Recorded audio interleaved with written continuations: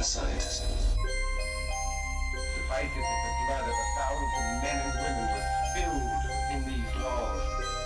Limbs twisted and broken, eyes gouged from bloody sockets, flesh burned black.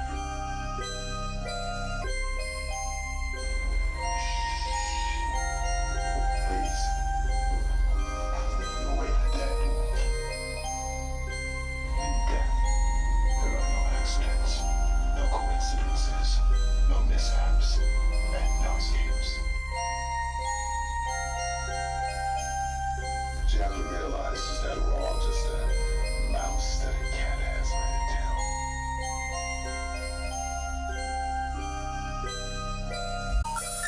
The number you have reached, 911, has been changed to a non-published number.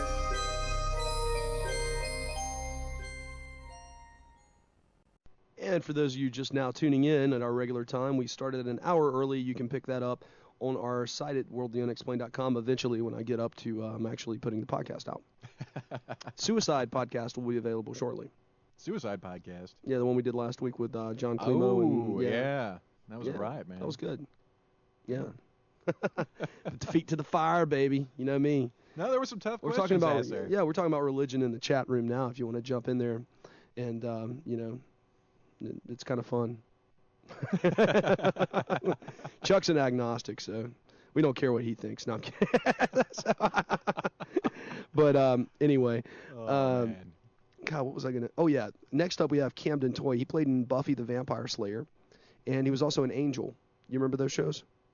I certainly do. You watched him, didn't you? No, you did. My girlfne watched him. That's what all the guys say. I've seen him in my, passing. Yeah, my girlfriend watched him. It's like then you know all the characters. When I say it though, it is I am spitting the truth, man. Because okay, I spitting the truth. Yeah. Okay. Well, anyway, white bread over here. God.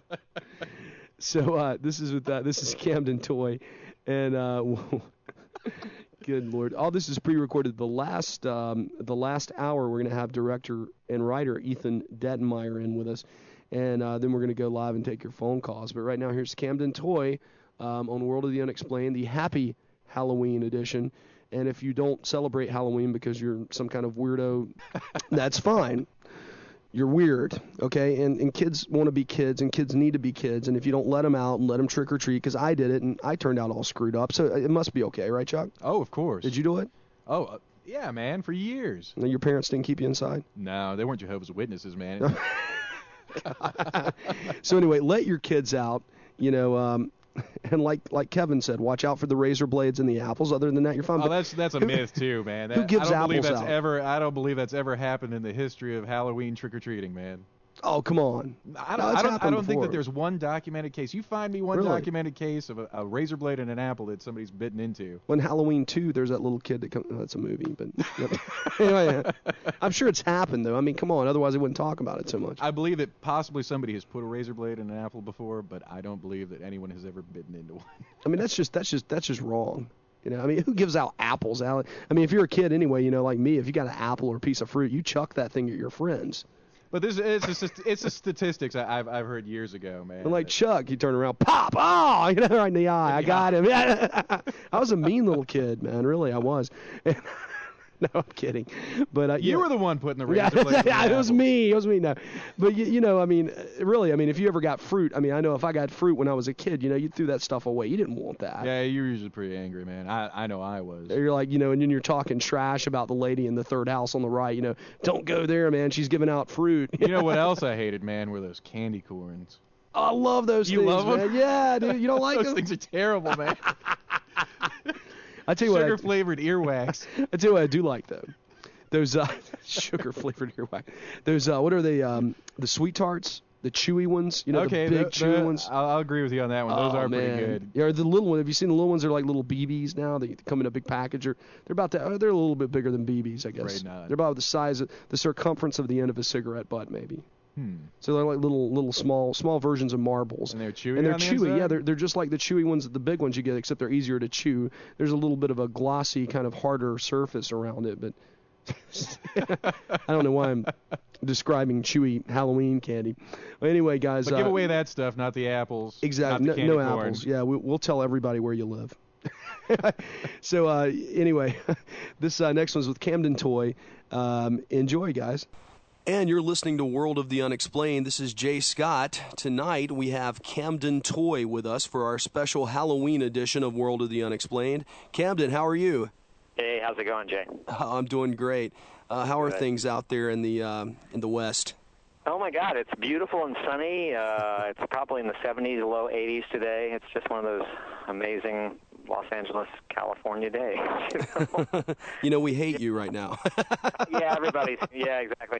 I know everybody's always like, it's a pit out there. It's like, well, okay, it's a bit of paradise if you ask me. But oh man, my girlfriend just flew out to Los Angeles today. I dropped her off at the airport this afternoon, and she's like, should I take my jacket? And I'm like, don't worry, you're not going to need it. Well, actually, Los Angeles is one of those cities where even if it's a hot day, it does dip into the 50s at night. So it's always good to have a jacket. Like, oh, you poor thing. A jacket in the trunk of the car, just in case. You know.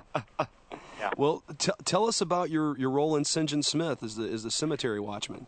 Oh, Sinjin Smith was so much fun to work on. You know, I got approached by Ethan and Loda, the producer, when I was at a signing convention.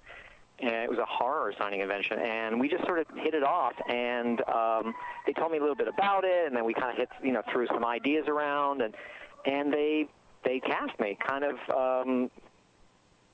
well, I shouldn't say sight unseen. I mean, they met me, but they didn't I didn't read or anything. Wow. So yeah, I was just like, wow, okay, thank you. That's a very huge compliment. Thank you. Wow. Okay.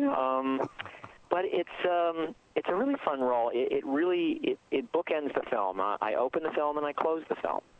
And the Cemetery Watchman he's the watchman for the cemetery, but it's a very unusual cemetery. The cemetery has the gates of hell there, right? So basically, I'm the gatekeeper to hell. Great. They just keep putting you in these roles, don't they? Yeah. But it's a really fun role, very creepy, very kind of Lon Chaney-esque in a way. Now, we talked last time on the show about you scaring some of the people on the set. Yeah. It's funny. I come from a long history of scaring my friends and family just by doing funny faces. Well, I call them funny faces. Everybody else is like, "Oh, don't do that. That's a scary face," and that's with no makeup. So, oh, gosh. So when I actually get into costume and makeup, the people are like, he's creepy. I don't know, And I don't know. It's very funny. It is definitely a place that I seem to be able to go to very easily and very naturally. And I guess it's just from years of watching horror films and just playing with all that stuff. From the time I was very young. Now, you were in, a lot of people are going to know you from the Buffy the Vampire Slayer series. Sure. Tell us the characters, the different roles that you played over the course of time, and what it was like, the makeup process, and all that good stuff. Sure. Well, I first was called in to play one of the leaders of the Gentlemen in an episode called Hush in season 4. And I think Hush was one of the only episodes that Buffy had nominated for an Emmy. Mm. Yeah, unfortunately, I think West Wing got it that year. But oh well. Yeah, I know. It's like who cares about Who cares about the president, right? When you can have vampires. Oh, it's so funny. Well, it's so funny. Well, I guess, but Hush was this groundbreaking episode of television. I mean, because 3/4 of it's silent. And the reason it's silent is because the Gentlemen are these creatures that kind of float into town. Literally, they float everywhere. They don't walk; they float. And the only thing that can hurt them is the human voice. So at night, when everyone's sleeping, we collectively steal the town's voice. So when everybody wakes up the next morning, nobody can talk. Oh. They're all like, "What the hell?" And of course, everybody's at first it's like, "Oh, it's a huge outbreak of laryngitis in Sunnydale today." Wow. Yeah, it's pretty funny. And we come out at night, and we're collecting hearts. We're cutting people's hearts out. And we're very polite, and we smile, and we kind of enjoy what we do. But it's a totally silent episode. And Doug Jones and I play the two leaders. There are 6 of us all together. They never define how many Gentlemen there are. It's sort of considered like sort of a pack these creatures that sort of come in. But there were 6 of us that actually played the characters. The 2 of us, it was Doug Jones and I, were the 2 leaders. And I'm sure your listeners know Doug from playing Abe Sapien in the Hellboy movie, and he just worked on Pan's Lair, which is Guillermo del Toro's Spanish-speaking film, which will be out later, I think this year or early next year, which I just saw a screening of it. It's just so magical and so wonderful. I highly recommend it. Awesome. Pan's Lair. Yeah, it's really, really fun. Did they film the silent episode you're referring to? Did they film that in black and white?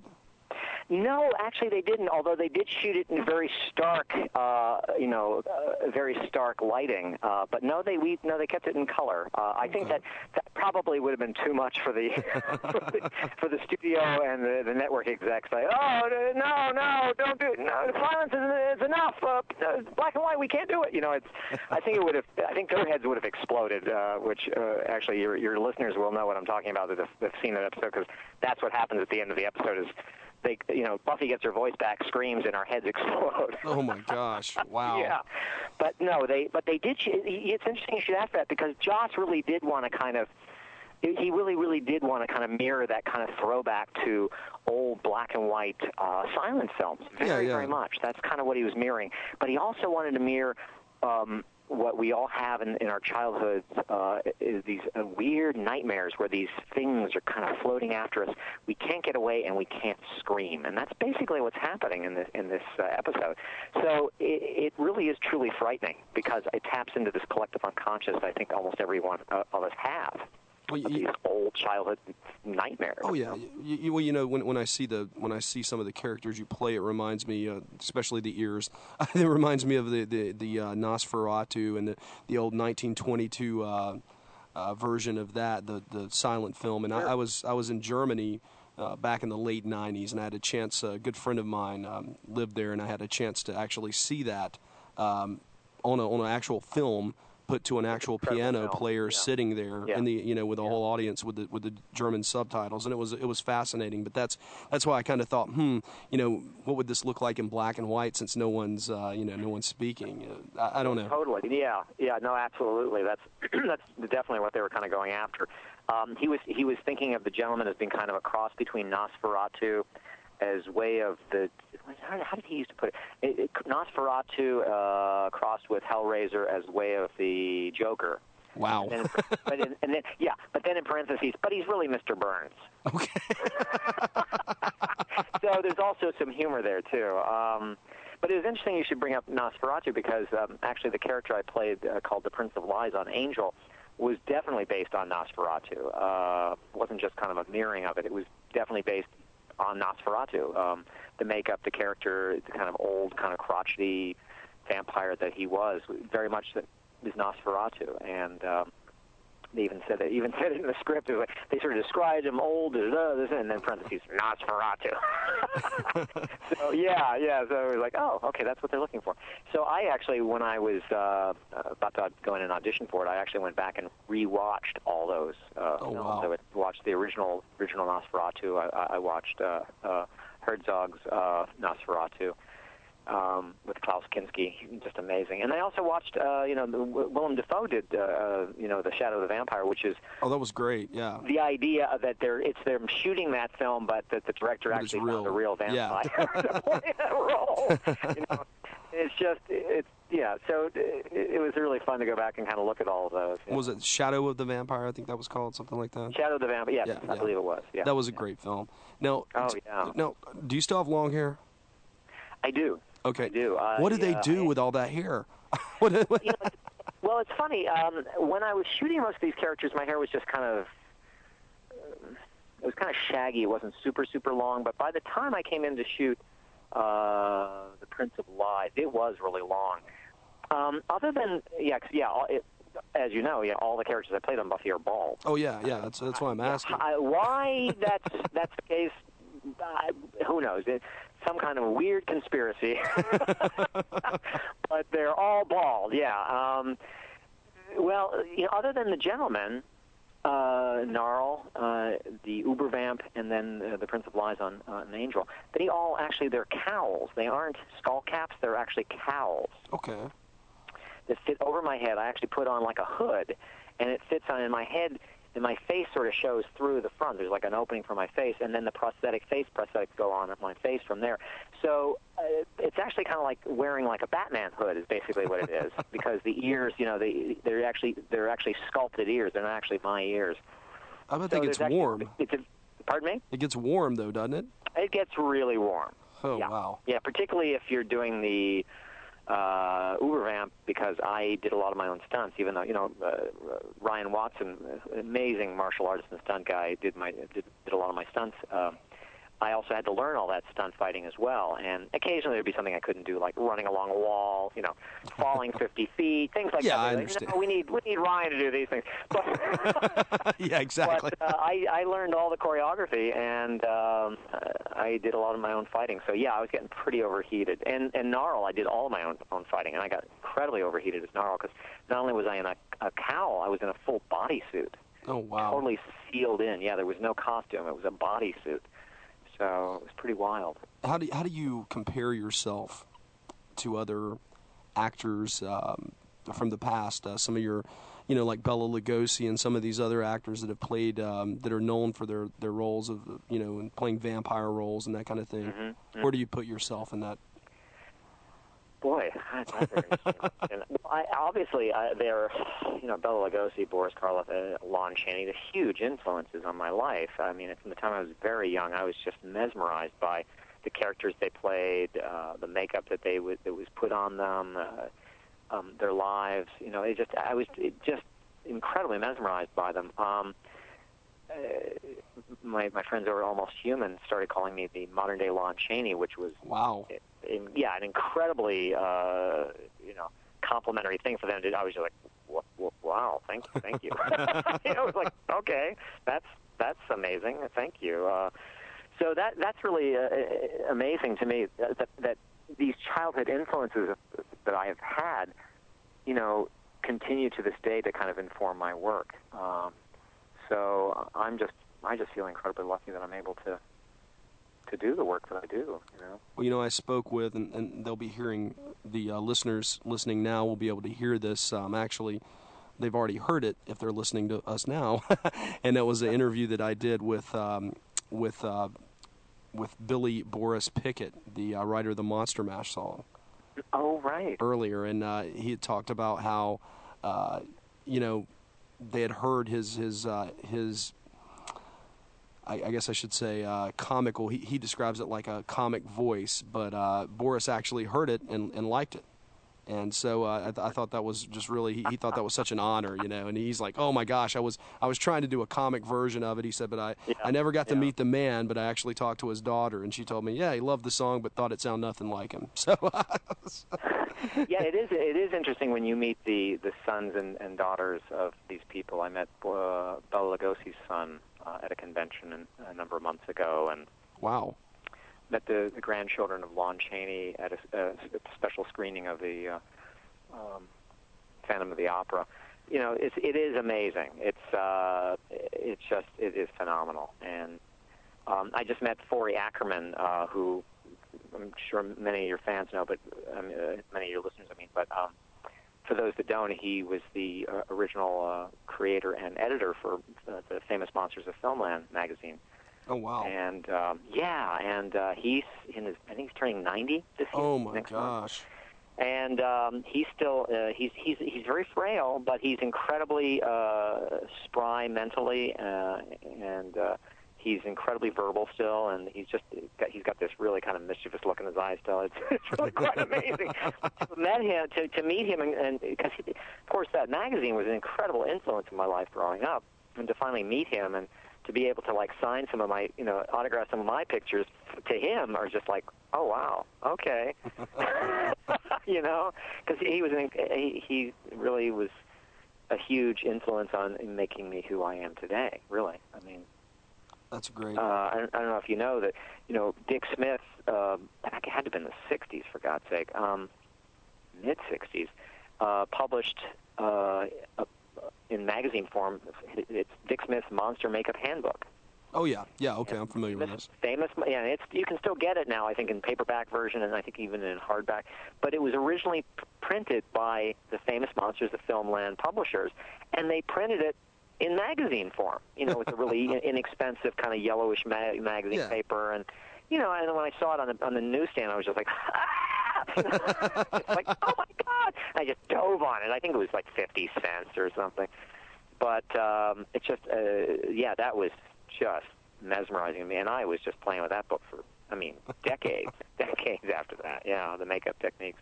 Well, tell us about your role in Sinjin Smith, how the movie has changed you, if any, and what you think. If we'll take out the crystal ball for a second, what you think's going to happen after this movie's released? What's going to happen? That's interesting. I don't know. Wow. Well, it's a really fun role to play. It's interesting how, when you get a script, it's never something that just sort of pops out at you. The script pops out at you, but the actual role, it's always a matter of sort of discovering it. I'm always a big believer that, well-written roles kind of tell you what they need. I know that sounds very Californian, hippy-dippy, but I really believe that, So I don't make a lot of decisions when I first get a script about how I'm going to play a role. I just play with it, and I slowly let it kind of tell me. And it was just kind of interesting as I was playing with the Cemetery Watchman, how he evolved into this. It was very simple. I kept him very, very simple, and yet he's incredibly creepy. So that was just a fun thing to sort of discover that, I can keep him very simple, very almost minimalistic in a way, but also he's still incredibly creepy. You don't have to do a lot with him to make him creepy. Now, did you wear a lot of makeup? No, actually, I wear a very little makeup in this. They made my teeth kind of look bad, and they kind of made me look a little older and a little more sinister, but they really didn't. There were no prosthetics. It was all just a little bit of color, a little bit of highlight, a little bit of shadow. Okay. That's about it. Yeah, and then they used my hair because they thought, that's going to really work well, and sort of a top, and it's sort of a top hat kind of thing. It's very reminiscent of Lon Chaney's Midnight. What is it called? It was London After Midnight, I believe, isn't it? Sounds familiar. Yeah, I think the role because that's a role that he played, but he had very, very little in the way of makeup, a little bit of shadowing here, but he had this incredible maniacal smile. Yeah, so that was really fun to sort of discover that this was a fairly simple role, and that's not to downgrade it at all. It just was very, very simple. I kept it very simple. Well, where do you think the film's going to go after it's released?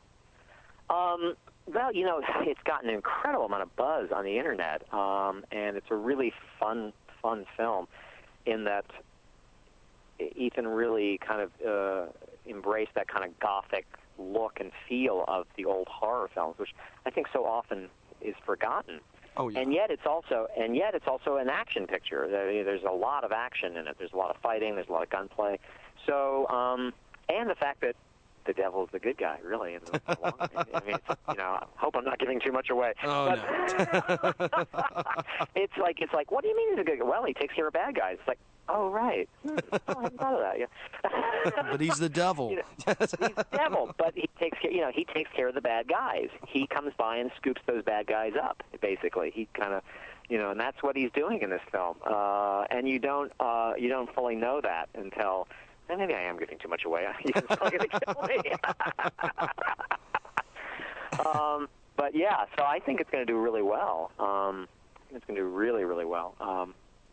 Certainly in the theaters, and I think certainly on DVD. What was it like working with Ethan, this being his first film? Well, this being his first film, he was incredibly relaxed. I think a lot of first-time directors are just really, they can get very uptight and very nervous, and he was very laid back, and I think it was partly because I think he really had a lot of confidence in the actors that he hired. I don't know who said it, but I think it's very true that, directing is 90 to 95% of directing is really in the casting. Oh. And I really think that that's really true, and I think that he really, really embraced that notion because he really surrounded himself a lot of really talented actors. And basically, you cast somebody, and basically you let them do what they do. And you occasionally, if it goes a little too far left or right or wherever, you just sort of bring it back to where you want it. But I don't remember what director said it. I think it was a theatrical director that said, one of the worst things you can get as a director is exactly what you ask for. Okay. That, in other words, if you're getting exactly what you're asking for, you're not getting a lot of you're not getting all this new ideas that your cast brings to it. Your crew. Oh, I see what you're saying. I see what you're saying. Yeah, and Ethan was very open to. I mean, there were a couple of suggestions I made when we were putting together the role that he was like, oh, okay, where he could have been easily going, no, it's not in my vision, and sorry, and then he would have certainly been in his right, but he was very willing to embrace new ideas and to look at it in a slightly different way, and I really appreciated that about him. It was great. Who on this movie have you worked with before that you worked with again here? I'm sorry, say that again? Did you work with anyone on this movie that you'd worked with before? No, actually, I'm trying to think if there's anybody in this film that I've worked with before. I'm drawing a blank here. I don't think so. Oh, wow. Really, okay. Yeah, I know. It's very. Usually that's not the case at all. Usually, it's, hey, yeah, exactly. Hollywood's it's a small town in a lot of ways. So it's like every time you work, it's like old home week. It's, hey, how's it going? Hey, where you been? But in this film, no, I don't. Not that I know. I think there may have been one or two people on the crew that I worked with before. That's my vague memory. I think like during lunch, somebody came up to me and said, "Hey, dude, remember?" I went, "Oh my God, right, we worked on that." But for the most part, no. I hadn't worked with most of these actors and the crew. How many? Who did you enjoy working with the most out of all the crew that you had a chance to work with? Well, the DP was great. He was just so much fun to work with. And really, a seasoned pro. I remember this one point where I made some comment about, we were talking about the sight lines, and, because, in film, you're looking left, camera left, or camera right, and it has to cut with somebody looking this way or that. It has a lot to do with, the way it's going to cut together. And for a second there, I thought maybe we had crossed that line where I should have been looking left, but I was looking right. And I said that to him, and of course, he gave me this look like, dude, you're the actor, I'm the DP. And I immediately got it. I was like, oh, you're right. Oh, sorry. And, I love the fact that he very delicately dealt with this stupid actor, me, in this very gentle way. Come on. Because, I think a lot of other DPs would have been like, up yours, who the hell are you? You're just some stupid actor, Exactly. So I love the fact that he used his, a sense of humor with it, and I really appreciated that. And I was just like, and immediately realized, oh, I really kind of crossed the line there. Oops, sorry. Of course, that's not my domain. Shut the hell up, Shut up. It's not your place, Oh, gosh. But it's like I've done a lot of independent films, low-budget films, and often when you're doing low-budget films, you are doing them so fast, you're doing them so quick, and you shoot that sometimes that will happen where suddenly they'll move the camera and they'll have it at an angle where it's not quite. You should be looking left when actually you're looking right, and that will happen sometimes because it's happening so quickly. People don't always give a chance to think about it. And that was just the concern I was raising, but I love the way he dealt with it. It was like, oh, oops, sorry, oops, you're right. Gosh. Yeah. Now you were born in Pittsburgh, right? Or you're from Pittsburgh? Right outside of Pittsburgh, yeah, a small town. It was the Pittsburgh area, yeah, Pittsburgh, Pennsylvania. Okay. Now, what got you out to L.A.? I'm sorry? What got you out to L.A.? Well, I actually left Pittsburgh back in '76. Oh, wow. Okay. Yeah, so a long time ago. A long time. I moved out to San Francisco for a number of years. I was studying music out there. I owned a French restaurant for a while. Wow. Pretty life. And then I moved to New York to do theater, and I lived in New York for about 15 years, and started doing more in film and television the last number of years in New York. I also was one of the founding members and artistic director of a small theater in the Lower East Side called Nada. Wow. It was an Obie award-winning theater. And we produced and presented a lot of up-and-coming people, and a lot of people worked out there a lot, did their work there. John Leguizamo came and did some of his early work before he was, right before he did his solo show to be his first solo show. That sort of, he's been sort of a known actor, a small, kind of supporting character actor, but he wasn't really going to that kind of leading man yet. And it was after his solo shows that people started going, oh, this guy's interesting. We should give him work. So he was one of the people that would, he worked out there. Todd Alcott, who was went on to write Ants and is now an incredibly talented screenwriter and screen doctor that now lives here in L.A. Wow. He used to do a lot of his work there. Yeah, so spent a lot of time in New York. But backtracking a little here, I started doing more film and television, and I had friends that were like, maybe it's time to move out to L.A., and came out here to check it out for a summer back in '97. And within a week or two, it was very clear to me I was not going back to New York. Weather's a lot better, right?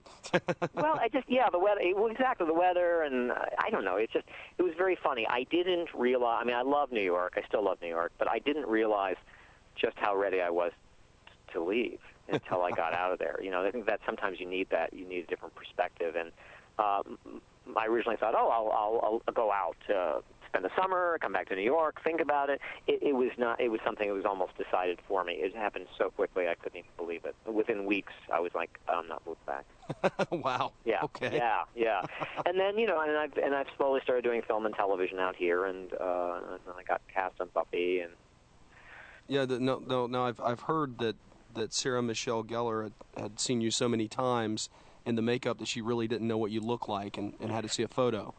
Yeah, it was so funny. I think we were shooting second or third episode that I played the Uber Vamp recurring role. I did a number of different episodes, and that was the third on the show. And she and I spent a lot of time together because fighting that character really, that character and her character Buffy really did a lot of fighting. So we really spent a lot of late nights just hanging out between takes, just chatting. And suddenly one day she was like, "Wait a minute, I don't even know what you look like." And I think it was kind of took her by surprise because of course we had kind of gotten friendly at that point, and we were just kind of palling around between takes and just hanging out and just having a lot of fun. And suddenly she realized, oh my God, I have no clue what this guy that I've been spending the last numerous weeks with even looks like. So because I get there hours before everybody else does. Oh yeah, the makeup. I leave hours after everybody leaves. Because the makeup takes 4 to 5 hours to put on. It takes an hour or longer to take off. Usually about an hour and a half to take off. Yeah, so eventually, I think it was the next day, her makeup person came in and was talking to Rob Hall, my makeup guy, and said, "Do you have a picture of Camden? So I don't know what it looks like." And then eventually, she did see me. I think one day I stopped by the set for something. I can't remember what it was, and she was there, and I was like, "Hey, Sarah," and she's like, "Oh my God, Camden!" Yeah, so we visited a few times without the makeup, but it was we spent all this time with me in full makeup, and wow, yeah, it was kind of funny, yeah. Well, what's on the horizon for you after Sinjin Smith and after I noticed Immortally Yours is in post-production right now. Yeah, Immortally Yours actually is finishing up post. I believe they're going to be doing a screening for cast and crew early next month. Oh, wow. Okay. Yeah. So it's pretty much, I ran into a couple of the actors, including Marty Cove, who I'm sure your listeners remember as the evil sensei from The Karate Kid. Oh, yes. Sweep the leg. He was so much fun to work with. And I mean, come on. He's like the quintessential bad guy in movies. And I play a lot of bad guys, but in this film, I'm sort of playing this kind of sniveling snitch of a character. So I have a number of scenes with him, and it's just so much fun. But anyways, I ran into Marty recently, and they were like, "Oh, yeah, I think they're doing a screening recently, doing a screening soon, and I was just doing ADR and blah, blah, blah." So, yeah, I mean, they're going to be doing it soon. Really fun role. They actually shot it in Ohio because their dollar really was stretched a lot further in Ohio. I'm sure. Shot it. Oh, my God. There was this one scene where we have major SWAT team, several police helicopters, huge scene. Would have probably cost the entire budget of the entire film just to do that scene if we did it in L.A. Wow. Yeah, we did it in, we headquartered in Hamilton, Ohio, which is between Dayton and Cincinnati. And they got a local SWAT team to come in. They got the local police helicopters pilots to come in for, whatever it was. I'm sure they were paid, but for much less than it would have been paid out here in L.A. And they were willing to do that because, of course, they don't shoot many films there, so they were excited about that, and it brought some extra income to that area, which unfortunately that area of the country is still a bit economically depressed. So sad to say that. But it was really great that we were able to shoot there.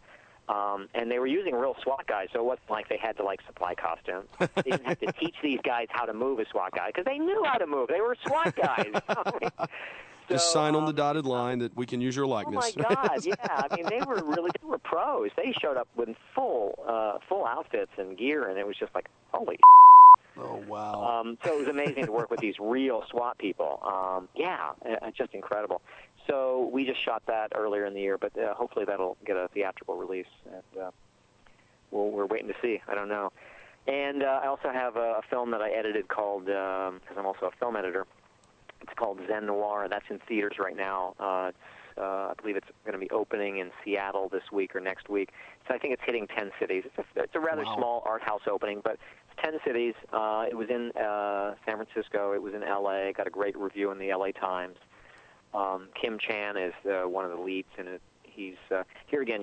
Most of your listeners probably don't know the name Kim Chan, but Kim Chan is old Asian character actor in his 80s, probably 90s. Wow. Done literally hundreds of films. He was the head of the crime family, Chinese crime family in Lethal Weapon 4. He was Jackie Chan's father in Shanghai Nights 2. He was he was the butler in King of Comedy. I mean, the list just goes on and on. I don't know of anybody that hasn't seen this guy, and he's done tons of television work. Great sense of humor, really fun to work with. But he has a fairly substantial role. Usually has these sort of smaller, kind of wonderful little supporting roles. This is a fairly hefty starring role that he plays this Zen master in this Zen temple where there's a mysterious death, and this kind of dyed-in-wool, kind of stereotypical detective shows up to investigate, and he's not getting the normal answers from these Zen monks he would from normal people.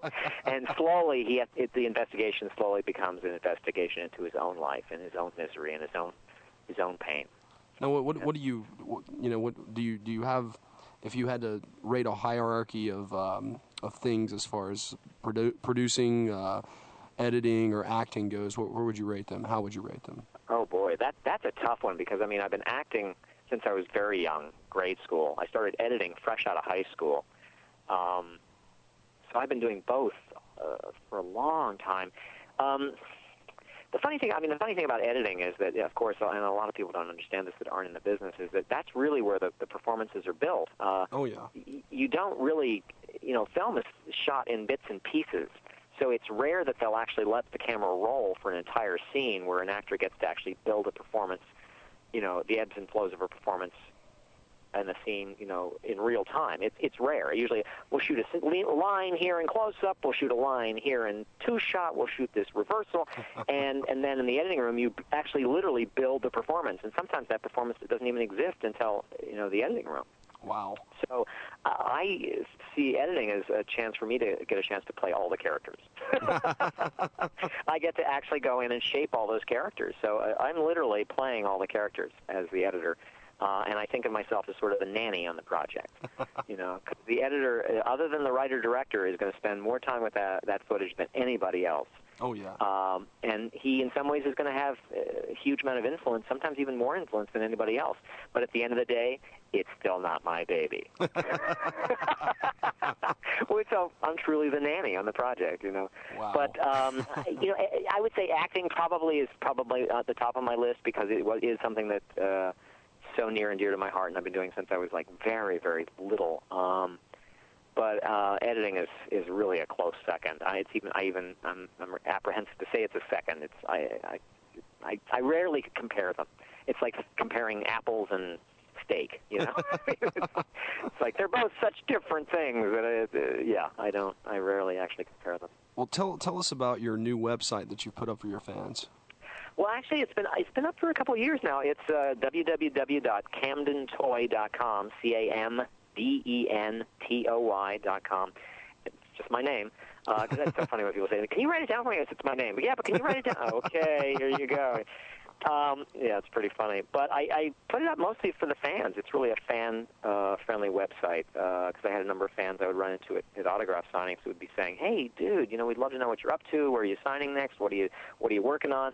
And at that time, I didn't have a site up, so it was like, "Oh, right." And at that time, I don't think MySpace had become as big as it is yet. So do you have a MySpace, Camden? I don't. Oh my gosh!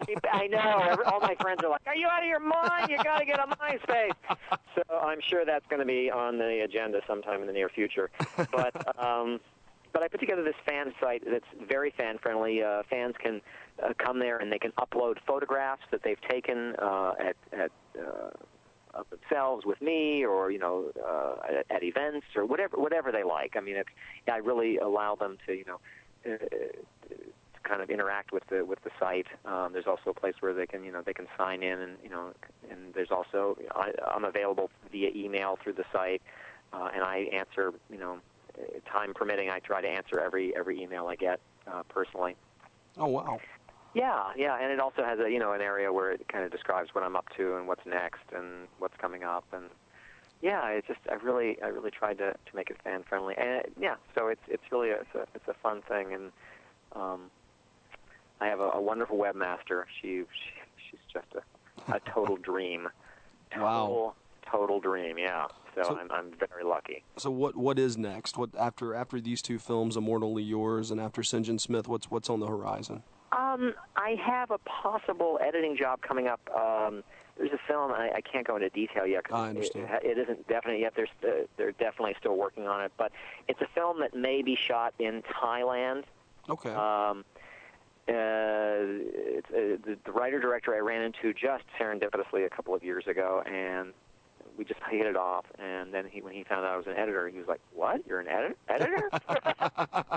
So we started talking, and he wants me to edit this film. It's going to be it's a little like The Gods Must Be Crazy, except through the eyes of I don't know if you know The Gods Must Be Crazy. Oh yeah. The Gods Must it's a for your listeners that aren't familiar with it. It's a really wonderful comedy about this bushman in Africa, and his view of the kind of the craziness of the world through his eyes. The modern world. The modern world are sort of the clowns, and he's sort of the straight man. He's kind of the Buster Keaton of it. Well, it's very similar to that, except it takes place in Thailand, and it's about this guy that lives in this village, kind of remote village in Thailand, out way in the sticks, and his journey to the city to try to find, education for his daughter and whatnot, and the kind of craziness that modern life attributes to that. The way it looks through his eyes is just this insanity. So it's very much a comedy. It should be a lot of fun. And I just met with the director and the producer and the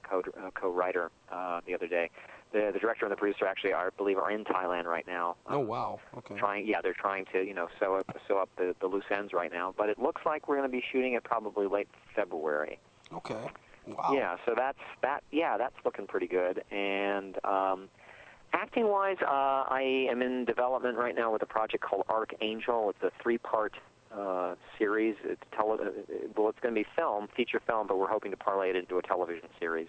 Gotcha. And it's about these ancient archangels that have been on the earth for many thousands of years, and I play one of their arch nemesis. And of course. the very first, yeah, it's going to be a lot of fun, and it's kind of a martial arts horror type film. Huh. But with a lot of sort of Zen philosophy and whatnot. But the very first film opens in like 1080, in Italy, and then jumps to modern day Los Angeles, where suddenly we're all here. 3 of the archangels are here, and I'm here, and one of them has become kind of lost his mind, and one of them's kind of not sure she wants to continue doing what archangels do. Is she's an angel of wrath, basically, and do I really want to continue doing this? And one of them's become a bit evil. So it's this kind of struggle that happens with the 3 of them and their arch nemesis. And we're hoping to parlay it into a series that will then, a series of films that will then parlay into an actual television series. So that's great. We'll see. Yeah, it's a lot of fun. We've been developing it for a while now. So. Well, do you have any final words for us here on World of the Unexplained, Camden? Boy, well, God, I just, I really appreciate everyone's support, and I never take lightly, people's, the fans' support and the fans' enthusiasm for projects that I'm working on, or even projects I'm not working on. It's just this whole genre, because I mean, certainly, I was and still am a fan of the horror genre and science fiction and fantasy, and I really appreciate that people like my work and want to watch my work. And in fact, it was so funny. I was talking to some people from the website SaveAngel.com, and they were like, "Oh, dude, we got to get this. We got to put together a campaign to get you on Battlestar Galactica." And I'm like, okay. Okay. I'd love that. I mean, things like that. I just wow, the fans are out there, Oh, that's awesome. pitching for me. I'm just I'm thrilled. So believe me, I can never. I don't think I can ever fully express my gratitude for that. So, thank you. Yeah. Well, thank you so much for coming on to the show, Camden. Thank you. Thanks for asking. Yeah. Well, take care of yourself, and we'll be back, World of the Unexplained, right after this. You're listening to World of the Unexplained, and tonight we've got another special Halloween treat for you. We are speaking with Wade Wilson. He is the sound designer for I did say that right, didn't I, Wade? Sound designer? Yeah, okay. Definitely. The sound designer for the new Sinjin Smith film. How's it going out there, Wade? It's going super out here. Glad to be here with you. Awesome. Thank you for coming on the show. Now, you've done The Simpsons back from 98 to 2000. You did Futurama. You did The Perfect Storm, 13 Days. Just tons of movies. The Girl Next Door, one of my favorites. You've done all these great films out there, including Madagascar. I mean, it's just on and on and on. The Ring 2. Wow. I mean, that's just a heck of a career there. And I also hear that you were the drummer at one point in time for Nine Inch Nails. Yeah, I did stuff with Nine Inch Nails, some solo stuff with Dave Navarro and the guys, and other studio stuff as well. Wow. So why film? What got you into TV and filming in general? Well, actually, I was in a drum session and doing some programming on a synclavier, doing a lot of drum work, and the producer of the session said, "Hey, I got this buddy that's going to be doing all these animated TV shows and uses the synclavier to do all the programming. Would you be interested in doing a season of The Simpsons?" And I was like, that sounds pretty good. So, it was one of my favorite shows back then, and I just decided to take him up on the opportunity. I met with the cat, and we met over the summer, and by the beginning of the next season, I was cutting the effects for The Simpsons. Wow. Using the synclavier. Yeah, we did everything on the synclav back then. Obviously, everything now has moved on to Pro Tools. Oh, yeah. But, yeah, it was a synclavier that actually kind of segued me from music into working on film for picture. Doing sound for film and picture, yeah. Oh, okay. Now, what about Sinjin Smith? How is that different from some of the other jobs you've been on? Sinjin Smith's it reminds me, like you said, you mentioned I worked on The Ring 2. This is something that we're going to have to bring a lot of stylized sounds to. The film has a character that's the devil, and we really have to work on developing the voice and the sounds that are going to be characteristic of the devil. It's going to be quite a challenge. The voice, obviously, of any actor doesn't do it justice. Compare what come out what you think would be the devil, no matter who they are. So we're going to do a lot of processing and playing with the sounds of the voice of the devil, and then coming up with some other signature sounds that will be characteristic of the actual role. Whether they're tonal sounds, wind sounds, all kinds of different things we're going to be experimenting with.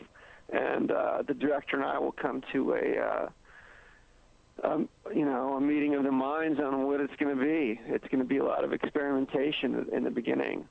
So you have started working on this now, or you are currently working on it? Yeah, I've started working on ideas for the processing and changing of the actor's voice so that we get somewhere, something that's, obviously spooky and scary and puts makes the hairs on your back stand up.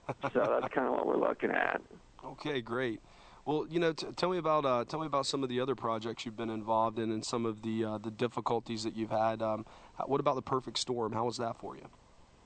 The Perfect Storm was a very big challenge. A lot of these films that I've been working on, I have this CGI, computer-generated graphics imaging, and it's basically animation. You start with what I would say is no sound or a blank canvas, and you have to go forward from there and create everything from scratch. Oh my gosh! With the Perfect Storm, I was responsible for obviously the weather and the wind, and that was my job. And to go through almost a 2-hour film with the sounds of water and the wind, can get pretty bombarding, and at some points just turn into like white, static, pink noise.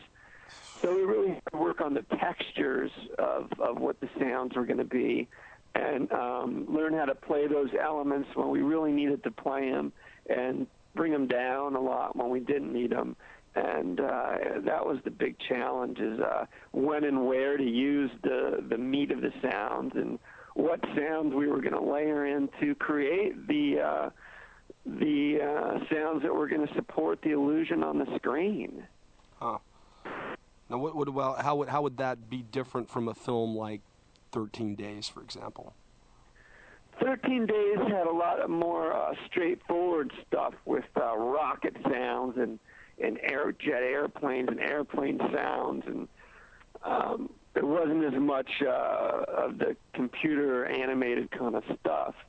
I would compare The Perfect Storm with other animated stuff like Shrek, Madagascar that I've done, where you really just have to completely create everything from scratch, where you have no production sound elements to kind of build from. Now, what do you like working on better? Do you like having to create it from scratch on that blank canvas you were talking about, or would you rather have kind of a set thing to go with? Well, obviously, being an artistic type, we like to create everything from a blank canvas. That's a lot more of a challenge, a lot more fun. It takes a lot more time. But I really, after I've gotten into the film side of everything, I love helping tell the story with the director, and that's basically what we do. Is with the sound design and sound, we're there to support the illusion on the screen and help make it believable for the audience. So anytime that, like Mystic River, for example, with Clint Eastwood, was something where there wasn't a whole lot of big stuff, big sound design, because he's very literal, but there were some sequences where the boy was, going to the thing of being chased through the woods and supposedly being followed by werewolves and stuff, where we had to kind of just come up with these sounds that were not literal, that were along the sound design edge, that would help Clint, the director, tell his story. So anywhere where we can lend our hand and our talent to telling the story is kind of what just excites me in my job. Okay, that's cool. Do you find that certain genres lend themselves to certain type of templates? For example, if you say, okay, I'm going into another horror film, I've kind of got an idea of what I need to do, versus if I'm going into an action film or an animated feature or something like that? Somewhat. But once again, it really comes down to I'll meet with the director and the producers, and we'll go through the film and spot stuff. And, a lot of times they'll have their own little ideas of things that are literal and things that are non-literal to help them get their story across and what the scenes are about. But action films are super. They really are from, wall-to-wall, nonstop sound elements. And sometimes with the horror films and the scarier stuff, it's like playing a small note in music before you come up with the crash cymbal or the big sonic event to kind of have it have more impact. So I got to say that I really love them all. it's always really for me about the film and the story and how it's shot and what it looks like, and I can't say I really have a favorite. I do love doing animation. I really do like doing animation. Once again, that's one of those genres where you're really starting with absolutely no production sound except for the dialogue and making everything from scratch. Wow. Yeah, it sounds like that would be a lot of fun. Yeah, it's a lot of fun. No, what's the latest thing that I see completed, and you know how these things are. It could be right, it could be wrong, but I see a August Rush title up on August Rush. Yeah, August Rush is a really wonderful, really story-driven film. It's more of a drama, but the director and the filmmakers had an idea where the star of the show is a young autistic type boy who's lost from his parents at an early age. His parents are both very musically inclined individuals, and their characters are classical music and rock music type people. And this boy leaves his orphanage and kind of finds his way in the world in search of his parents through the sounds of the world. And they wanted the sounds of the world to turn into music, become more of a musical element in the film. And so I had to kind of do a lot of sound design so that anything that this boy would hear, whether it was the telephone lines or the sounds of the city once he gets to the big city, were musical. And these things lent themselves to him eventually finding his way to his parents again, and to a big performance in Central Park. So it was quite a challenge. For something that would really really usually call a walk and talk kind of film. Yeah, it was a fun challenge, that one. That was a unique project. And I think that'll be out in theaters sometime early next year. Okay. Well, great. Wade, do you still do any music now? Are you still playing the drums? Yeah, I actually do a lot of drumming, and I've actually been doing a lot of work for computer games. Okay. Doing music and overdubbing and recording and mixing and all that kind of stuff. So music's definitely been a strong part of my career as well. Okay. Well, that's great. Well, is there anything I haven't covered? Anything you want to bring out or anything? No, I'm just really excited about this Sinjin Smith film. I think it's a powerful project. It's very unique in its own right. It's got a great story, and I'm very excited to work closely with Ethan Detmeyer, the director, to get the sound palette right for him and help this story come along with the sound. All right. Well, thanks for giving us some time, Wade, and I appreciate you coming on World of the Unexplained. Hey, Jay, it's been my pleasure. I really look forward to seeing you and talking to you again. All right, great. Take care. Thank you, buddy. All right. And you're listening to World of the Unexplained. Tonight, we are speaking with Greg Travis. He's agreed to come on as part of our special Halloween edition. He's starring in Sinjin Smith right now as the character of Lockjaw. How are you, Greg? Real good, real good. Happy Halloween, all you goblins and freaks out there. Well, thanks for coming on the show. We appreciate it. My pleasure. Tell us about... One of my favorite holidays. I think I was conceived on Halloween night because I was born July 31st, which is exactly 9 months after Halloween. So, ooh, I think my parents got a little festive that night. The Halloween party. Yeah, it always sort of brings up fond childhood memories. Well, tell us about the character that you play in Sinjin Smith. Who is this Lockjaw person, and what do you do? Lockjaw is a sort of the leader of a rogue assassin team that's going to take out the two FBI agents that are escorting Sinjin Smith across to another facility, and they get set up there to be taken out, and they're attacked at this old house by my group, about 5 or 6 of us, and somehow they're so good and so cool and such good shots and able to jump out of the way of bullets that they avoid getting shot by us. I don't know how they do it.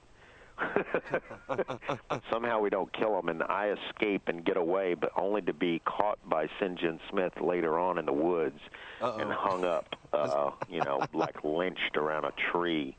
And so the two FBI guys find me hanging from a tree when they walk into the woods looking for... So you're the guy in the poster? You're the guy in the poster? on the poster. Exactly. Oh, yeah. Okay. Yeah. All right. You're the guy hanging from the tree in the poster. That's it. That's it. And then I like him still alive. So we don't know if he's actually dead and he's sort of possessed by the devil, or if he's really alive. We're not quite sure. It's very, it's just sort of a horror movie kind of question of, is he really dead or is he not, or Now, how much screen time do you have in this movie? I don't know. I have not seen the cut. I've seen the trailer, but I haven't seen my scene yet. Okay. So. Well, I was wondering. Sure. I've got a couple of scenes in there. In the attack, I lead the guys into. There's a big shootout scene with them, and then later on they catch me, and I have a big, huge scene with the two FBI guys where I'm leading them to Sinjin Smith. And I'm telling them all about, who he is, and they don't really understand that they're dealing with the devil, and I'm trying to tell them that he's, the devil, and they're not getting it, so they just think I'm crazy, That happens from time to time. Yeah. Well, so how was this? How was working with Ethan Detmeyer in this film? Oh, it was great. All the guys are great. Roddy Piper and Richard Tyson. Were the two guys I worked with the most, and they were fun as hell. They kept, they're so, tough and macho. They were like, you mind if I punch you in the ribs at this point? Mind if I, grab your noose around your neck and pull it a little bit? Or pull your hair, or, push you back? I'm going to hit you in the arm right here, okay? At least they warned me, but sometimes he didn't, and I had this horrible noose around my neck that was rubbing my neck raw, and he kept grabbing it and pulling it. And That's great. It was killing me. I was like, oh, please, Roddy, don't grab the noose. So Roddy's a big guy. Tough guys, and I got beat up a lot, but they're trying to get information out of me, and so they had to rough me up a little bit. But it was great. It was a lot of fun. We worked nights out there. So some of that wasn't acting then. Getting pulled around by the noose. I said some of that wasn't acting. Oh no, it was real. So there's a lot of pain involved in doing action horror, a lot of pain. Where's my double? Yeah. But even, because you have to do a lot of, dropping down I dropped down from the tree, so they had this harness around my full body, and, I dropped down on, from like a stool onto the ground, and my face is supposed to hit the dirt because the camera's right on the ground level. So you still have to do a few little stunts here and there. You don't get off too easily. So any bruising or scarring from this production? Always. Always. That's great. So I was wondering about how they actually did that. How they did that scene with you hanging from the tree like that. I was wondering. Yeah, it came out really good. I haven't seen it yet, but I heard it came out pretty cool. Well, that's great. But we just put a harness around my body, and they hooked the noose to the harness. Well, tell us about some of the other stuff you've done. Now, I was looking through your resume here, and I see that you were in Starship. I can't speak Starship now. Troopers. Thank you. You were in Starship Troopers. Starship Troopers, yeah, $100 million science fiction epic, which has now become a cult classic. Man, a lot of people really didn't catch the idea of the film, which was poking fun at the fascist whole military fascist mentality, and so they're catching on to the humor of it. Oh yeah. And it's really it's a tight movie, man. It's a really fun ride, a lot of fun war film. Kind of going back to the 50s war movie and modernizing it with a huge budget. Yeah, it was a lot of fun working on that. A lot of fun. I see that you were also in... I've got a couple of films coming out. Now, one is coming out in November called The Night of the Living Dead 3D. Yeah, I saw that. I'm like the third lead in that, and I play Henry Cooper, the pot farmer out in the middle of nowhere, who the girl and the guy come to his house to get away from the zombies, and, of course, the zombies follow them there. And then we have all this, these problems with the zombies trying to get in the house the rest of the film. Oh, what was that like for you?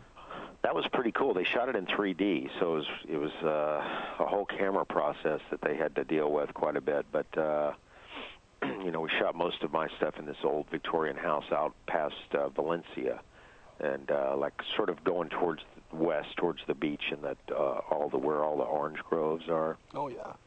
Yeah, it's beautiful, and shot nights again, and yeah, everybody was really good. Got to work with Sid Haig in that, and he was a lot of fun. That's and I've seen it. It's actually a pretty cool little movie. I mean, it's not a remake as per se, but it's kind of a little more commercial. It's not as raw as the original or some of the remakes. It's a little bit slicker, and the 3D stuff is a lot of fun. Well, that's There's a little humor in it. It's not as serious as the other ones were, That's a great gimmick, though. Bringing the 3D back. We haven't seen a lot of 3D films, recently come out. That's awesome. Yeah. So when is that supposed to be released? Well. Oh, I'm sorry. When's that supposed to be released? November 10th. It's going to be in theaters. Oh, that's awesome. That's awesome. Yeah. Now I see that you also starred in Showgirls and in Lost Highway. I was co-star in Showgirls. Yeah, that was tits galore. Oh yeah, it was a great film. That was probably the most fun set that I've ever been on. For obvious reasons. Just walking around naked women everywhere. It was too cool. That's a great film. It beats the hell out of being punched by Roddy Piper and Richard Tyson, I'll tell you that. Yeah, you don't mind the physical exertion there. No, I don't mind being in a suit in a nice sound stage on a studio lot. Not at all. Not at all.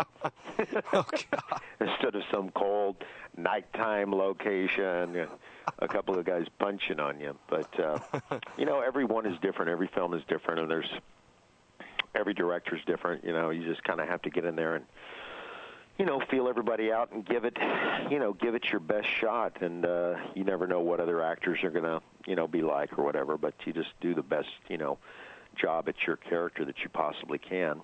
No, and hope it all comes out, because you really don't have any control over the editing or the filming of it. So it's like, you just try to cover your ass with your acting ability and, do the strongest character possible, and that's what I love about film acting, much more than TV or anything. Is like on a movie, you really can do some acting. You can create a character that's memorable, and you can, you have the freedom and the time to do really, really good work if you want to, and if you know what you're doing. So.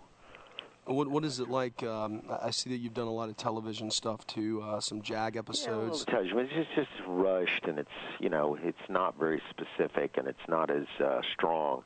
Television's kind of a watered-down version of film. They're a little afraid to go all out. They're a little afraid to do strong characters. They want everything to be kind of like easy listening if it was music. You know what I mean?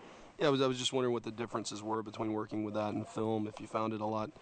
If you like film a lot more than the TV stuff. Oh, God, yeah. Okay. I think any actor does, but it's just the freedom, like I say, to create a really, memorable character, and the time to do it and get it right, and you just don't have that time in television. Okay. Well, tell me about your the last one that comes to mind for me anyway. Would be the Toolbox Murders. I've heard a lot about it. I haven't seen it yet, but I have heard it's really good. What can you tell me about working on that? Well, it was the first time I worked with Toby, and we're both from Texas, and so I just gave him a character take on it. Originally, I wanted to play him a little bit older and a little bit more creepy, but I kind of played him more of like a slacker landlord. I'm the apartment building manager, and I'm in denial. I'm the guy that doesn't believe anything is going wrong, right? I'm just thinking the girl is crazy, and there's nothing, unusual about anything that's happening. People are turning up dead left and right, and, I'm just a normal day. In denial about it, yeah. Because I don't want the other tenants to freak out or, move away or whatever.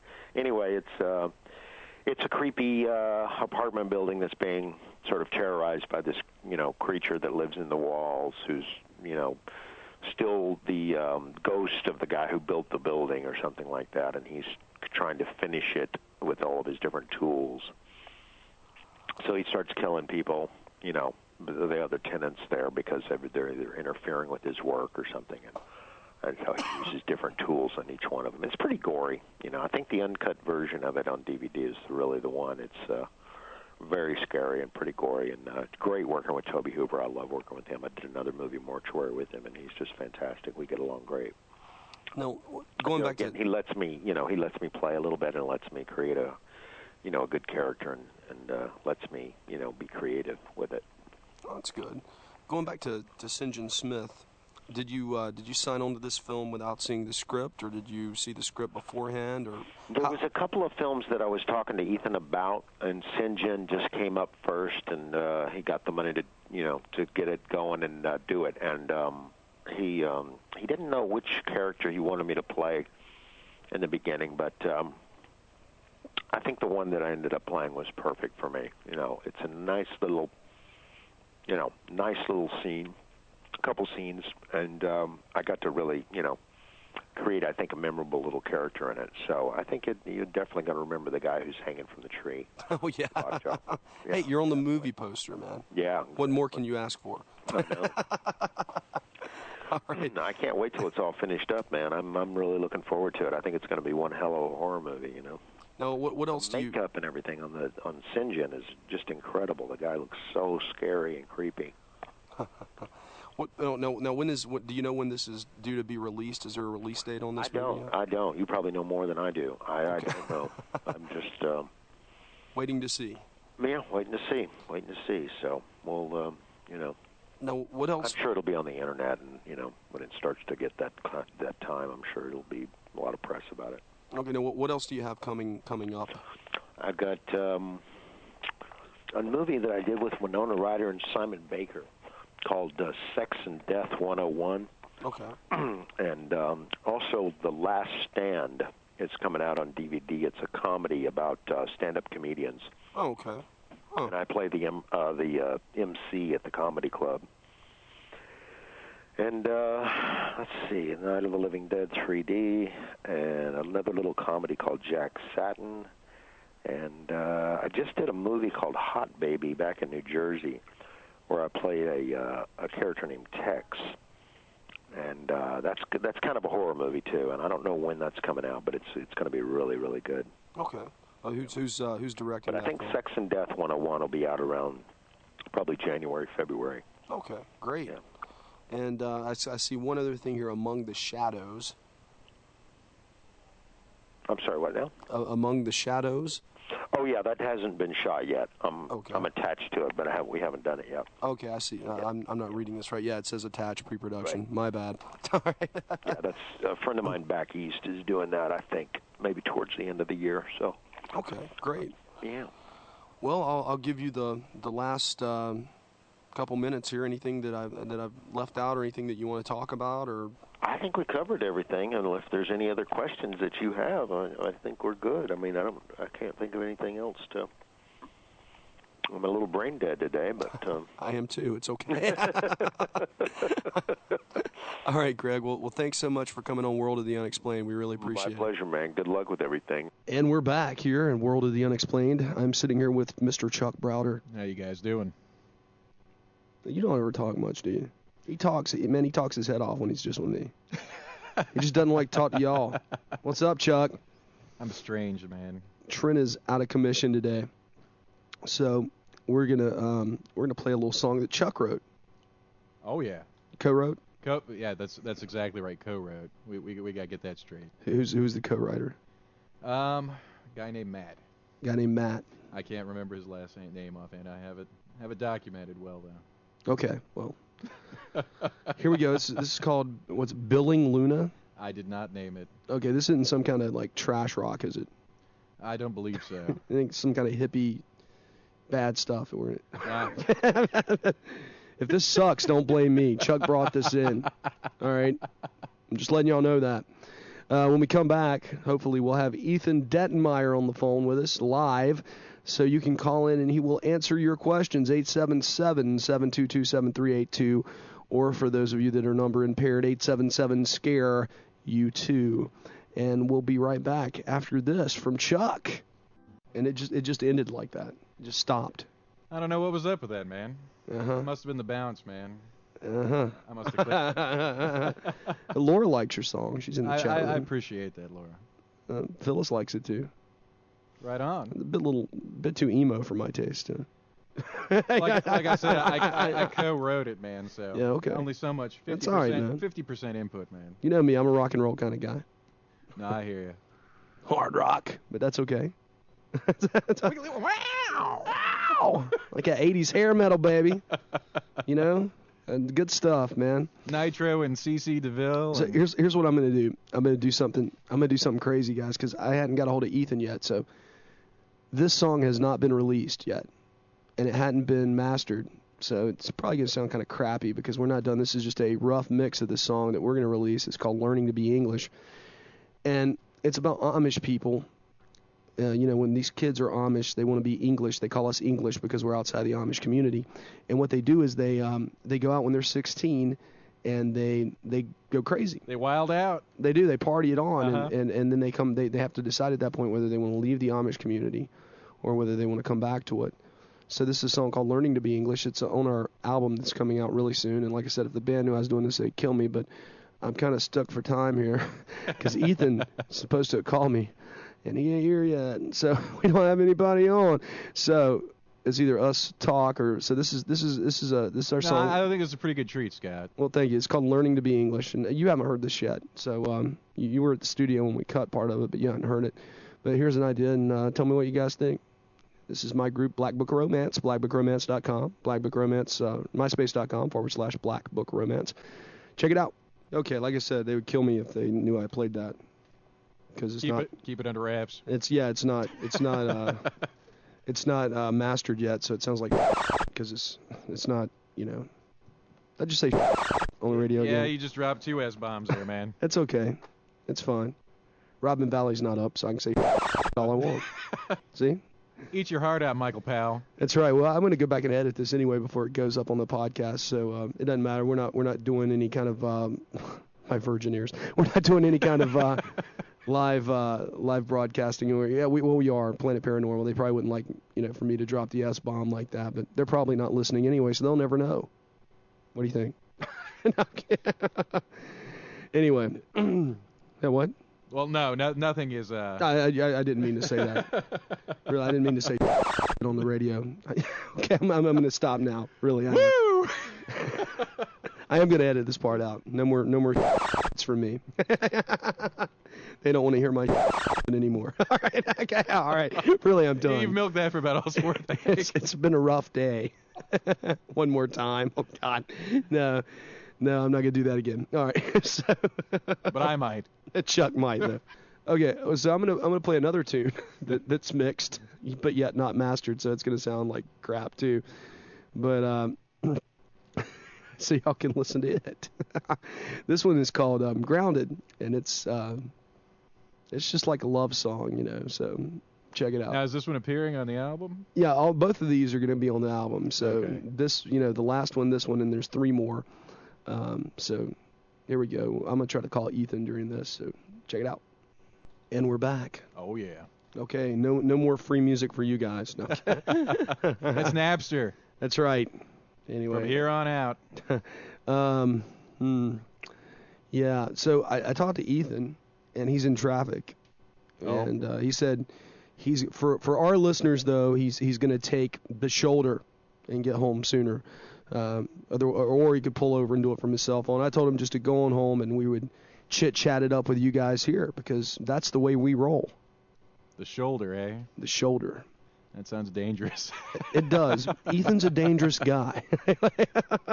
I don't think I've taken... Well, I don't know. I haven't taken the shoulder in a while. Well, you know. I guess when you're desperate, man. Yeah. Take the shoulder. So what do you want to talk about, Chuck? I want to talk about Vernon Robinson. Vernon Robinson for Congress. VernonRobinson.com. This is the most crazy. This probably is the most national press he's had, too, in, I don't know, weeks, months. Yeah, well, let's talk about his ads. Okay. Tell him about one of the ads. Oh, the Leave It to Beaver Twilight Zone? Yeah, tell him about that one. That's great. Is it on his website still? Yeah, it is, actually. Is it Vernon? I think it's VernonRobinson.com. Let's see here. Let me check that out. www.vernon, ROBINSON.com. One can only hope that he was politically savvy enough to buy up the domain space if it was. Yeah, it is. This is it. It is It's also RobinsonForCongress.com. He's the only black man I think Jesse Helms has ever lended his support to. Vernon Robinson is a black Jesse Helms. Well, that's his slogan in some of the commercials. Yeah. Jesse Helms is back, but now he's black. Yeah. He's even got Helms in one of the commercials. Well, that was in 2004 when he ran in Forsyth County against Virginia Fox. I remember he put on there the only thing that's similar about me and Al Sharpton is we both got a good tan. These are his ads. These are his words, not mine. But he really got snubbed in the debates too. I mean, they didn't televise either of those. They were both put up on the web for people to view at their leisure. Yeah, if you click on his latest ads, they've got the Twilight Zone television ad is still there. Oh my God, it's a classic. It really is. Oh my God, it's like illegal aliens are invading, but they're not from outer space. I mean, it's just bad. Well, the most recent one he has is Brad Miller voted for illegals to have the right to spit on your flag and burn it, and it has a picture of a Hispanic man grabbing his crotch over a burning American flag. It really is just hilarious. I don't know how else you can describe it. I'd vote for him. Before I would, now I would. Not because of just the illegal thing. I mean, that's neither here nor there. We don't have time to get into there's that. also the issue too that Miller, while in the state legislature, gerrymandered the district that he now occupies. That's which probably true. Is a pretty big deal. I mean, Vernon Robinson will stand between your children and the radical homosexuals too. That's what he says in his ad. What is it he tells his children? What is it?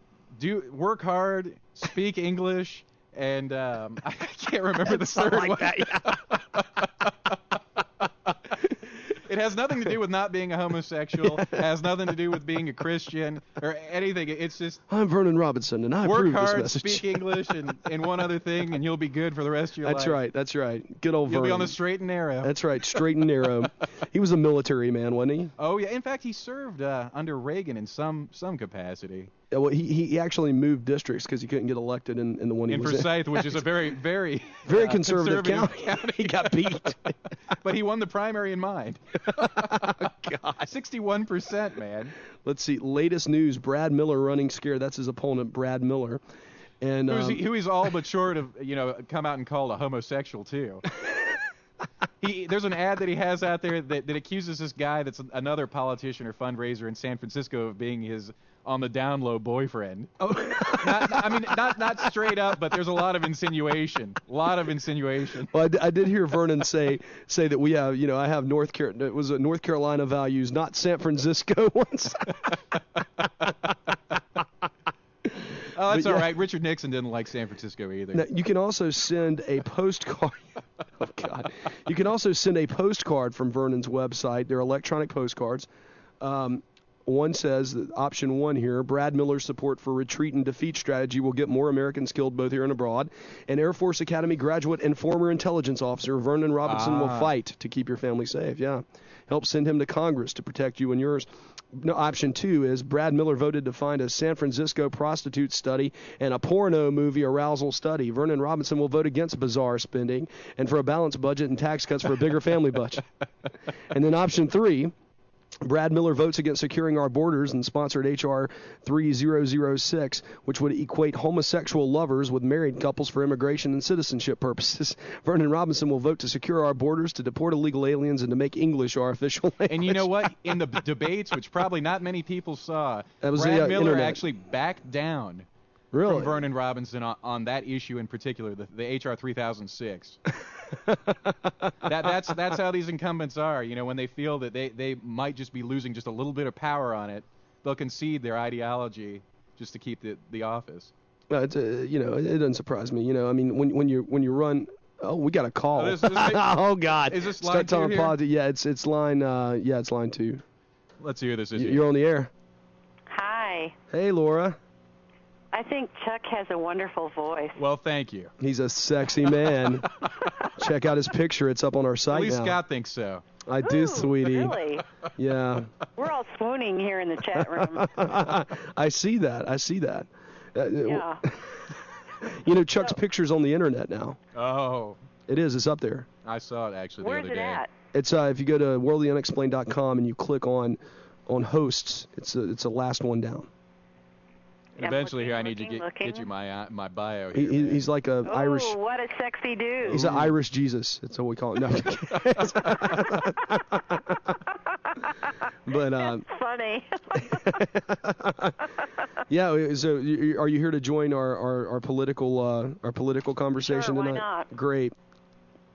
So this Vernon Robinson, is he for real? Oh, yeah. He's very real. He's very real. So Did you watch the ad? It smacks of what's that one movie where the guy has to sell or has to use all of his millions. Brewster's Millions. Brewster's Millions. Do you remember that show? I think it was in the 80s, wasn't it? I'm not familiar with it. it. Oh, I'm sorry. You guys are little kids. Yeah, we're only 30. Are you 30 yet? Are you 30 yet, Chuck? Not yet, man. Oh, he's 29. No, he's in his 20s still. Okay. Well, there was a movie where. Phyllis thinks you're a hottie, Chuck. Yes, she does. There was a movie where this guy had to use all of his money in order to get a bigger amount of money, okay, as an inheritance. And so a part of that was this big political campaign, and it was all a big joke, really. And I don't remember how it went. It was I vaguely remember the title of the movie. But no, he's not. Vernon Robinson is not joking. He's dead serious. No, dead serious. Oh yeah. No, that is his. Those are real ads. platform. You should hear Yeah. some of the ads. He's got like a cuckoo clock chiming in the background. He's like, Brad Miller voted for da da da da da. Brad Miller wants to protect the homosexuals, and I mean, it's great. It's Another hilarious. very good one too is the one with the shield, the white shield, and he has mud slung at him, and it looks like feces are being flung at Vernon Robinson in this ad, and it's splatting up against this this white pristine shield. That one's might be a classic too from 04. Well, the one I liked was where Vernon Robinson's sitting behind a desk, and he's got this thing, and he says, this is. He holds up a picture of the terrorist that came in. He's like, this terrorist came in through our unguarded borders in Mexico. He's like, and he wants to kill you. Oh my gosh. Vernon Robinson will shut down our borders and protect you. I mean, he goes like that. It's just hilarious. When I first saw it, I thought it was a joke. It was so radically to the right. Yeah. But the more and more I hear of him, the more and more I kind of like the guy. I think North Carolinians have been conditioned to his style of politics, though, because from what I've researched online, he's taken the plays directly out of Jesse Helms' playbook, who in turn took it out of another guy's playbook from pre-Helms. Oh wow, 50s, we don't even remember. 40s, exactly, somebody that he worked for when he was just a young little page. I will Washington. really be surprised if Vernon Robinson does not win. Really? I will. Incumbency rating, though, for congressmen is about 90%. I didn't know that. Yeah, so I mean, it's pretty hard. Yeah, the odds are really against him. But I mean, as much press as much money as he's spent on his advertising campaign, it's just ludicrous. Well, it doesn't seem like he's had a whole lot of press, though. I mean, for the amount of ads I've seen by him compared to the amount of ads I've seen by Miller out there, it's probably 100 to 1, man. Yeah, I know. I mean, Miller's and just not. The race just isn't even covered nationally. I know it's all. covered now. WXII News is covering it. If you go into Google and type in WXII, and pull up our local news affiliate, Channel 12. It's our local NBC affiliate. They have an internet broadcast, an internet debate. That's right. With Vernon Robinson and this other guy. But some of his ads are just, I mean, they're just hilarious. Oh my God. Just, I mean, if you're a political junkie, I mean, for nothing else, you've got to admire it for its comedic value. Oh yeah. And Chuck is a political junkie, a trust fund baby and political junkie. Woo! There's Chuck right there. Calling me out here, man. I am. I'm doing it right now. Okay, we figured out what the campaign slogan was for Brewster's Millions. What's that? Vote for none of the above. That was like the last election, wasn't it? The presidential one. That was awful. I voted for John Kerry last election. Yeah, so did I. Yeah, he didn't But win. I have a good track record for voting for presidents ever since I was 18, which was 30 years ago. Really? Yeah. I have never voted for a winning candidate. No, Joe. Never. You voted for Dukakis? You know that Michael Dukakis was actually the governor at the same time in Massachusetts that John Kerry was the lieutenant governor. I didn't know that. Is that not eerie? Oh, yeah, I did know that. That's right. I saw that, I think, on Biography Channel or something. Yeah. Did you know that, Laura? No. Did you vote for Mondale? You know what? I don't remember. Who was Mondale running against? Was it Reagan? Was it Reagan? Okay. Yeah, he stuck it to him a few times during those debates too. I think Mondale only took Minnesota. Actually, he didn't even take New York or D.C. He's totally a political pundit here. He knows all this stuff, man. He's on top of it all. Well, my first election that I was able to vote, I was out there campaigning for Ford. I think it was Dole. Oh, the losing ticket. Yeah. Of course. Everybody I vote for loses. We're gonna catch up with you again right before the presidential election to see who you're voting for, so we know who's gonna lose. And we'll make our Laura prediction poll here, and this way we'll have it have it before they do on the national networks. Is there a Senate race out there? I'm actually curious as to who. Well, it just goes to show that I don't vote for the popular person. You're in Kansas, right? Yes. I don't know of a contested Senate race out there. Is there a contested Senate race currently going on in Kansas?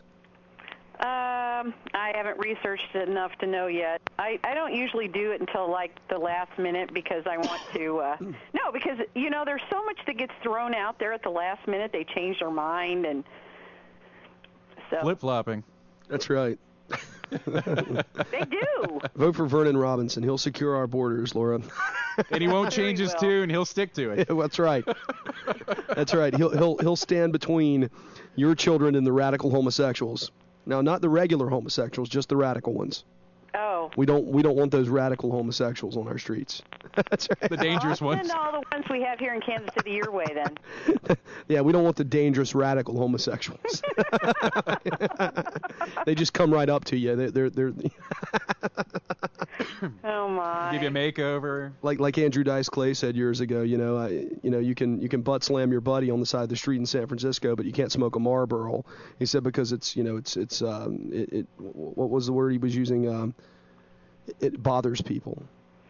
Smoking bothers people. So you can't smoke, but you can butt slam your buddy at the bus stop while you're waiting for the bus. Well, you don't have to breathe that in. Oh. Yeah, you do. Well, Nevada's going to have a huge influx of citizens if they vote in the marijuana law. Me and Chuck are already moving. We're packing our bags. Okay. So, you're not going to have to worry about North Carolina. Everybody will be moving to Nevada. Okay, what does ROTFL stand for? Rolling on the floor, laughing. Okay, I don't know any of these things. I just know like the LOL thing. I'm not internet savvy. WTF. Well, I know man. that one, man. Yeah. But I'm not very internet savvy. Oh my gosh. Well, look. I used to be part of a group called the Cyber Angels. Uh-huh. And this isn't some new age crap you're throwing my way, is it? It actually sounds a little dirty. It does. No. Is it porno? No. Okay, all right. No, they were actually started by the Guardian Angels in New York. Okay, yeah, I interviewed DeSalva. Shoot. Yes, that guy. I interviewed the guy who started his father years ago when I was in college. Oh, well, there you go. On the phone. Anyways, they started a group called Cyber Angels, and they used to have chat rooms all over the place. I don't know if they still do or not. Wait, let me guess. They protect that you clean up the cyber streets. You protect kids from seeing bad websites, censorship in a new level. Mm-hmm. Yeah. Anyways, but this was years and years ago. But well, see, that's what's wrong with America today. Kids don't have morals anymore. They don't? No, they don't have any morals anymore. It's because of television and the internet and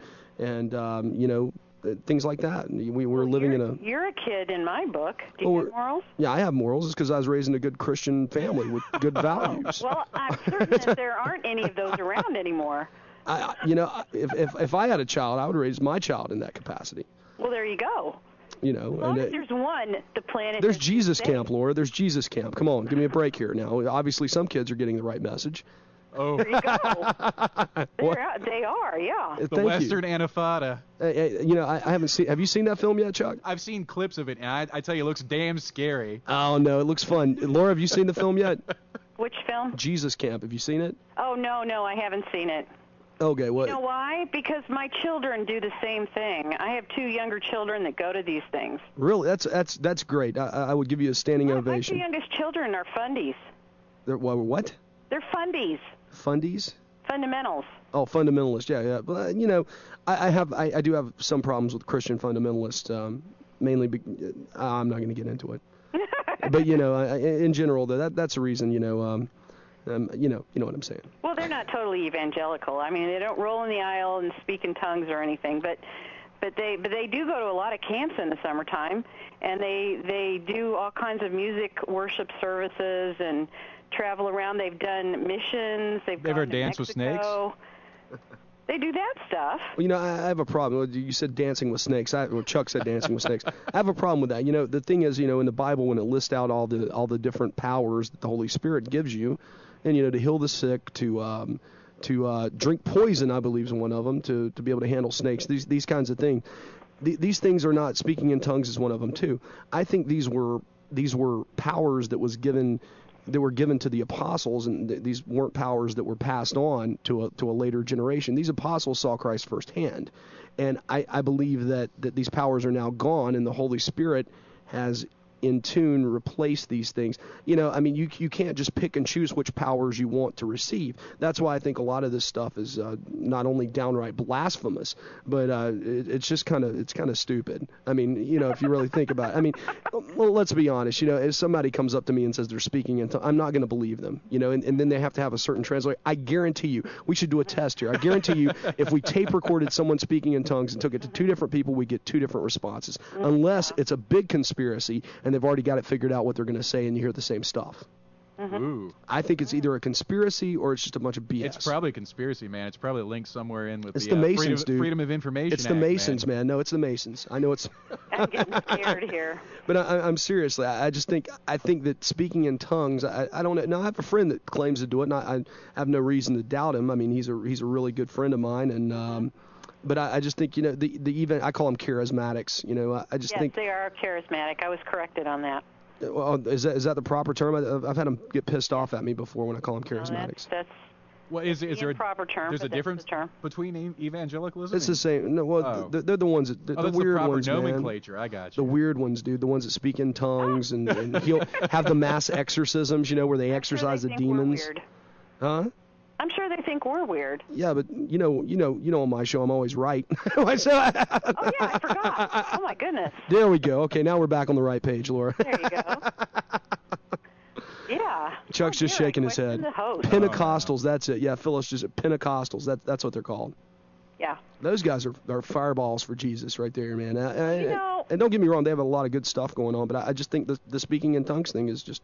I just think that if you're pressured into doing something because everyone else is doing it, that's not. You're right. It's not going to be honest and given to you by whatever, you know, in a Holy Spirit or whatever.